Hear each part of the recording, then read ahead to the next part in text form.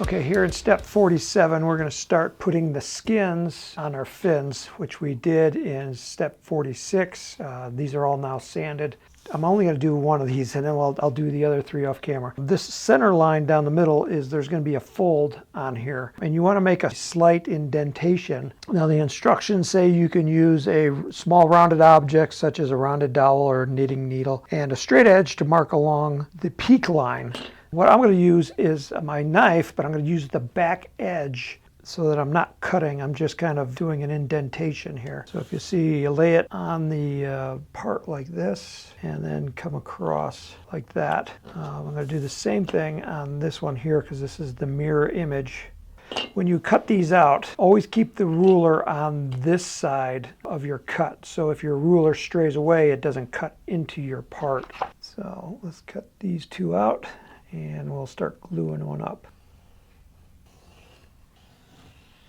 Notice that what I do is I put my knife on the line, bring this edge up to it like that so it's bumping, and then use that as a pivot point to bring the ruler along there so I can make my cut. That's my standard technique for cutting things like this. Okay, so now this should bend along this line.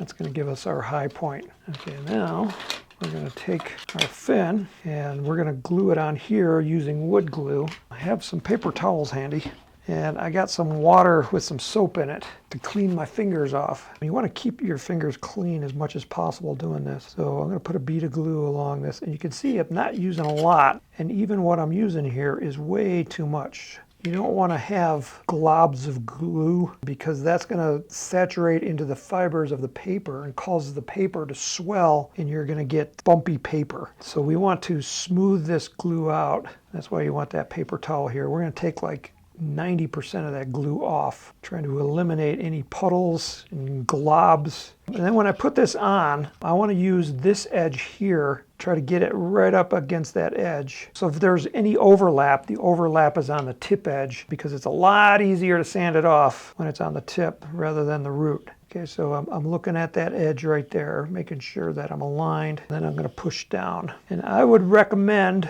doing one surface on each of the 4 fins. Let them dry before flipping it over. But me being me and my impatience, I'm going to go ahead and do the other side. There's that fin.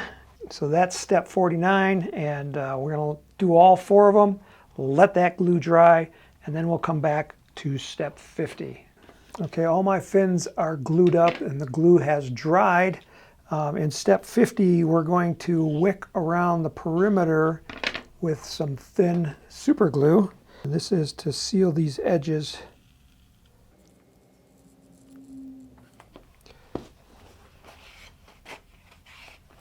And if any gets on the surface, wipe it off as quick as you can see it.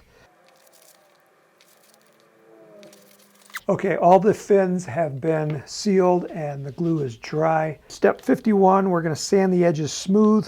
So we're looking for any overlap along the edges. I'm going to use some 180 grit sandpaper and my sanding tee. And now we're going to flatten everything out.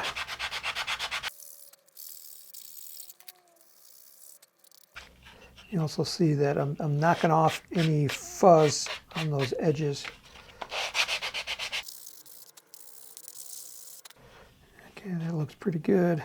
This edge, I wasn't so diligent about keeping the paper off of that edge, so I'll have to use a little file here to get that.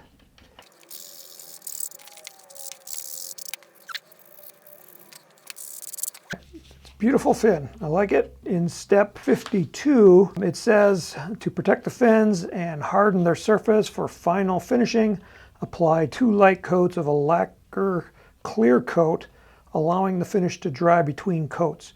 Note, water-based coats should be avoided. So you don't want to use an acrylic, you want to use a lacquer. A lacquer is petroleum-based, so the petroleum will evaporate off really quick, where acrylic is water-based, and again, water and paper, it's going to cause things to swell and crinkle. So you don't want to use that. I'm going to be painting mine with a gray primer, which is lacquer based. So I'm not going to do that step right now, but it's going to be part of my finishing of the fin. That concludes step 52. And then in the next video, we'll start step 53.